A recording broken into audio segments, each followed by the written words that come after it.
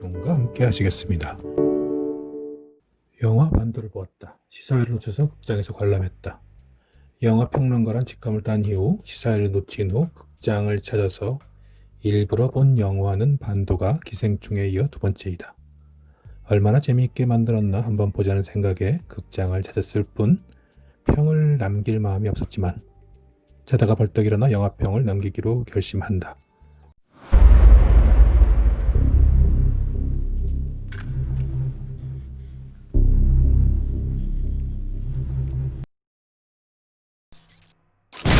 결론부터 말하면 매우 재능있고 감각적인 연출에 흡입력 있는 영상이 넘쳐난 작품이었다. 이 영화 후경의 나름의 성찰까지 전편 부산행을 압도하는 속편이었다. 반도는 좀비 영화인가?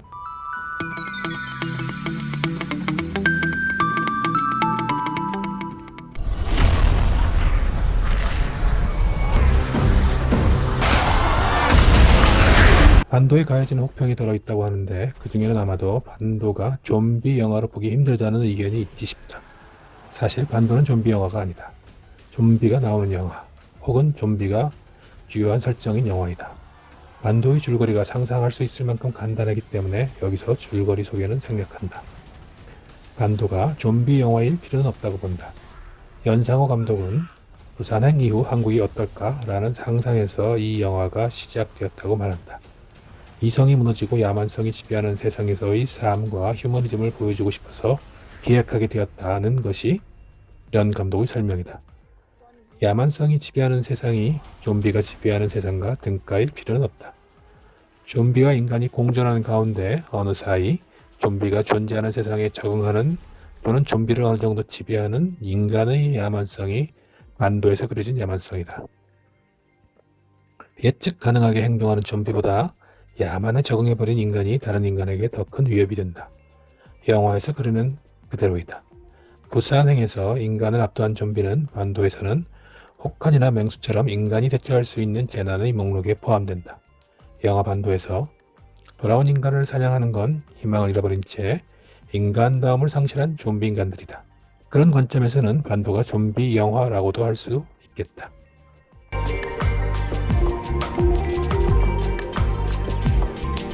부산행의 속편이라고 보기 힘들지 않은가?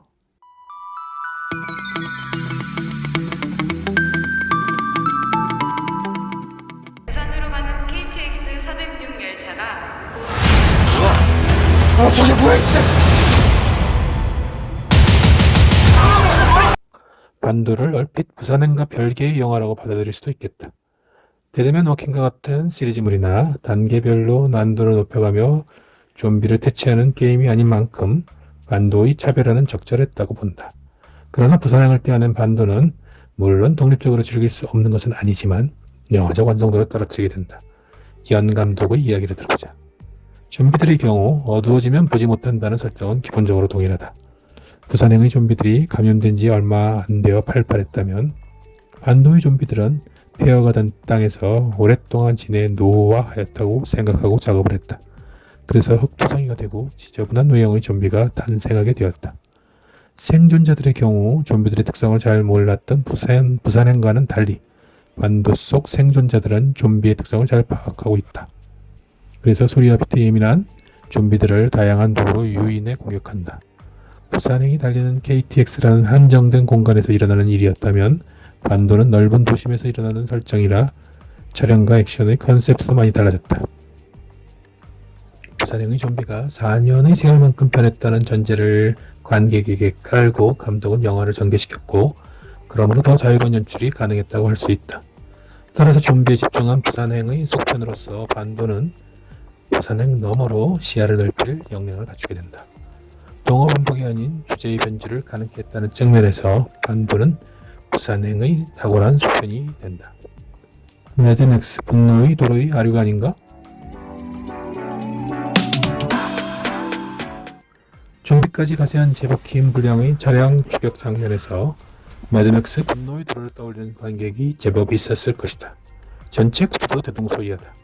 매드맥스 분노의 도로가 나갔다가 들어간다면 반도는 들어갔다가 나가는 반대 방향을 취하지만 굳이 따지면 기본 구도가 다르지 않다고 받아들일 수 있다. 두 영화 모두 세상의 막장을 배경으로 하며 모종의 휴머니즘을 추구한다는 측면에서도 비슷하다. 그러나 구도와 주제의식, 특정한 장면이 비슷한 영화는 많다. 사실 새로 만드는 모든 영화는 기존 영화에 거의 빚지고 있다고 할 수 있다. 요체는 하나의 작품 안에 모든 것이 완결되게 꿰어졌나를 봐야 하는데 반도와 매드맥스 분노의 도로가 각각 독자적인 작품 세계를 구축하는 데 성공했다는 것이 개인적인 판단이다. 개인적으로는 매드맥스 분노의 도로를 더 선호하지만 그렇다고 매드맥스 분노의 도로에 비해 반도의 완성도가 떨어진다고 단언하기는 힘들다. 반도 또한 확고한 자신만의 서사와 극화를 갖췄다. 주제의식이 빈약한 것이 아닌가. 반도는 부산행보다 진전된 세계관을 제시한다. 부산행을 관통한 세계관은 이분법으로 단순하다. 좀비 아니면 인간이다. 물론 이 이분법이 선악을 그대로 대변하는 것은 아니지만 세계는 대체로 두 개로 나뉜다. 반면 반도에서는 이분법이 무너진다.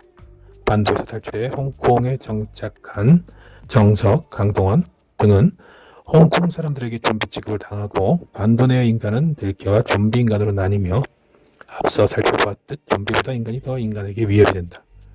두 개의 세계가 대립하지만 간섭하고 이분법이 무너지는 가운데 생존 자체가 아니라 생존의 의미를 찾는 드문 인간의 초점을 맞춘 게 반도였다고 할 수 있다.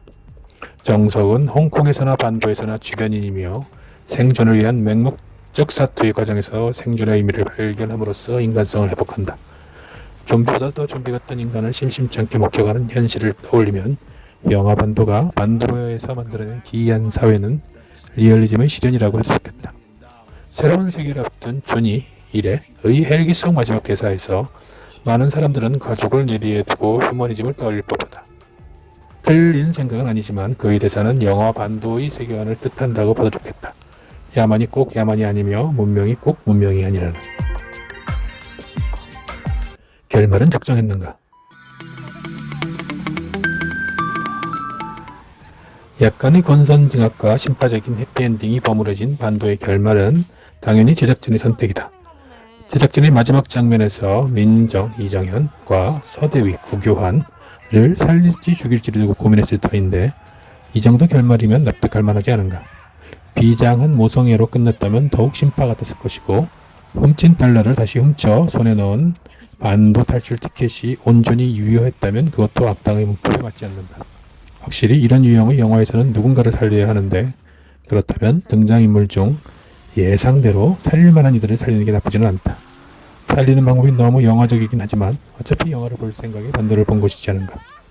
막판에 예측할 만한 반전을 넣은 것이나 약간 시간을 끈 것은 전반적인 속도감과 화끈한 전개를 감안할 때 큰 흠은 아니다.